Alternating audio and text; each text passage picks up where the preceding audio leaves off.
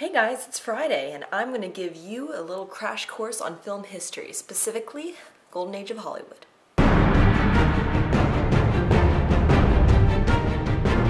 The Golden Age of Hollywood was the period in American film history where basically all the classics were pumped out, like spanning from between like 1927 when the first talkies came out. The Jazz Singer was considered the first talkie, to maybe the mid-late 1950s. Nearly all these movies were made in the same fashion, ignoring like maybe some like experimental outliers and then of course their own cinematography choice. But you can see basic themes in all of these movies because they were made in the age of the studio system. The studio system was basically a term coined for a way that big studios produce their own movies, stars, and money. Of these, there were 8 studios. Some people dispute that there were 5 big ones or 6, but I like to say 8 because whenever you think there are 3 more, there should be 3 more. Those are Metro-Goldwyn-Mayer, Fox, Paramount, RKO, Warner Brothers, Universal, Columbia, and United Artists. You probably recognize a few. The studio had its own lot on which they shot all of their movies, or almost all of them. They went on location for quite a few, and you could find anything on these lots. Like the workers, like around Christmas time, they had people coming in and selling them their own Christmas gifts because they don't have time to leave the office. They could also get their car done here. They could also get a haircut. Like just everything was on these lots. The thing with the studio system is that they basically owned their actors and actresses by contract.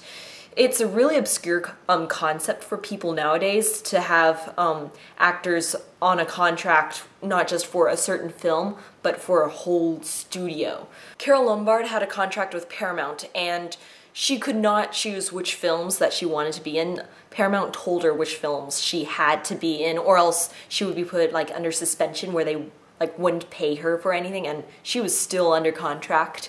And now I'm just blabbing on about film history. They told her what films to work on. They defined her in the public eye as what Carole Lombard was. This is how they defined all of their stars. And if the studio needed money, they could lend her out to like MGM or something and like have her do a movie or 2 with them. Also with the studio system, each studio could release their films only to their own theaters.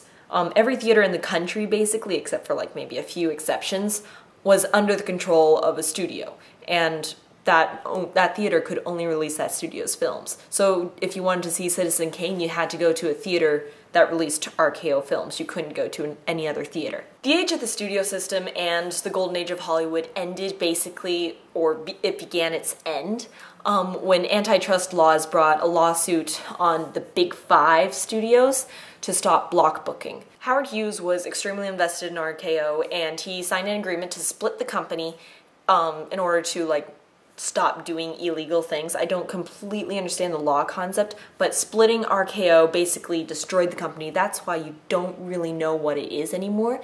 And Paramount followed suit. All the other companies just started divorcing, and that's how the studio system ended. If you know nothing about film history and you want to see some old films and seem kind of knowledgeable, I suggest you watch those from 1939. That was like the biggest year in film history for the Academy Awards. Beautiful year in film history, and you should watch things from 1939. That was a crash course on film history, and it signifies the end of this month's theme week. Claire, I will see you on Monday.